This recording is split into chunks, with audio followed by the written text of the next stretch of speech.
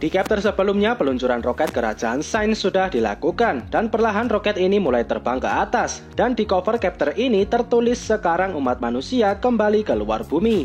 Oke, jadi setelah keberangkatan roket ini ditampilkan kilas balik perjalanan bumi dari zaman mamut masih berkuasa. Selanjutnya manusia yang mulai membuat koloni dan hidup menetap. Setelahnya ribuan tahun berlalu dan manusia terus berkembang sampai bisa mendirikan bangunan yang megah seperti Kolosium dan lain-lain. Ribuan tahun berlalu lagi dan dengan kemajuan teknologi yang pesat, akhirnya manusia sampai ke zaman modern seperti saat ini. Disinilah ada seorang anak yang memiliki mimpi untuk membuat roketnya sendiri dan pergi ke luar angkasa. Sang anak ini mempelajari banyak hal dan dia bersama dengan dua teman dekatnya sudah mulai membuat roket bahkan saat masih kanak-kanak. Waktu berlalu dan sekarang sang anak ini sekarang sudah SMA. Tapi bencana tak terduga terjadi dan merubah seluruh umat manusia menjadi batu. Dan ini adalah akhir untuk umat manusia. Setelahnya ribuan tahun berlalu begitu saja dan sang anak ini secara ajaib terbebas dari pembatuan itu. Dia berusaha mencari cara untuk menghidupkan kembali umat manusia. Tapi jalannya tidak semudah itu. Akhirnya beberapa bulan berlalu dan dia menemukan ada kumpulan manusia yang hidup di zaman ini. Ternyata mereka adalah keturunan dari pilot yang selamat dari pembatuan ribuan tahun yang lalu.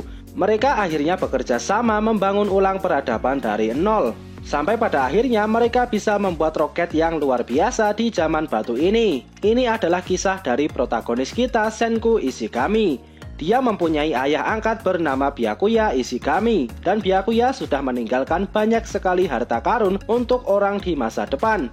Byakuya yakin suatu saat nanti pasti manusia bisa sekali lagi makan ramen di luar angkasa. Dan sekaranglah saatnya, roket kerajaan sains akhirnya menembus atmosfer bumi dan cairan pembangkit langsung menyirami tangannya Senku melalui arloji yang Joel buat sebelumnya. Senku yang baru bangkit langsung terpesona dengan ruang angkasa yang dia lihat saat ini. Setelahnya Senku menyadari kalau baru dia saja yang dibangkitkan saat ini. Dan dia adalah satu-satunya manusia yang hidup di luar angkasa untuk saat ini. Setelahnya Senku keluar dari baju astronotnya dan Senku merasa sulit bergerak karena tidak ada gravitasi di sini. Senku bingung kenapa cuma dia yang sudah bangkit. Dan tiba-tiba ada telepon masuk dan itu berasal dari Seno. Ternyata ini adalah rencana Seno, yaitu membangkitkan Senku lebih awal. Karena bisa jadi cairan tidak mengalir di ruang angkasa, jadi demi menghindari kegagalan total, Seno memutuskan untuk membangkitkan Senku lebih awal. Seno memang sudah berpengalaman dalam hal penerbangan roket seperti ini. Dan ternyata dia juga bertugas saat Byakuya dan rekan-rekannya pergi ke luar angkasa. Dulu Seno membantu penerbangan sang ayah, dan sekarang dia juga membantu penerbangan sang anak. Setelah situasinya aman, Stanley langsung dibangkitkan. Stanley melihat Senku yang sudah terlebih dulu bangkit, tapi Stanley tidak kaget dengan hal itu. Stanley langsung memakai baju dan langsung memakan rokok yang Seno berikan sebelumnya. Senku bercerita kalau Seno dan Byakuya dulu adalah rekan. Dan Senku bertanya ke Stanley, "Apa kau di sini untuk menjagaku?" Stanley hanya tersenyum dan berkata kalau dirinya adalah seorang tentara. Dan Stanley hanya berusaha menjalankan misinya. Sekarang beralih ke Seno. Seno berkata kalau dulu ada desain roket tanpa jendela. Tapi hal itu tidak terlalu disukai astronot. Lebih baik ada jendelanya dan mereka bisa melihat keluar angkasa dengan mata telanjang. Itu akan menjaga mental astronot tetap stabil. Stanley bertanya ke Seno apa oksigen di sini bagus. Dan Seno berkata oksigen di sana sangat baik bahkan untuk satu orang lagi. Setelahnya Kohaku dibangkitkan dan Kohaku langsung nempel di jendela dan melihat angkasa yang sangat luas.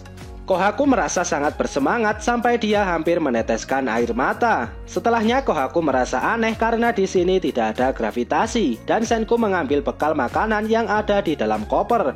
Ini adalah ramen luar angkasa yang dibuat Francois sebelum mereka berangkat. Mereka bertiga memakannya bersama-sama dan Kohaku heran kenapa rasanya bisa seenak ini.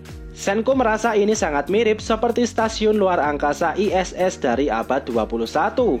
Kohaku tersenyum dan berkata ribuan tahun yang lalu ayahmu Byakuya juga memakan makanan seperti ini di sini.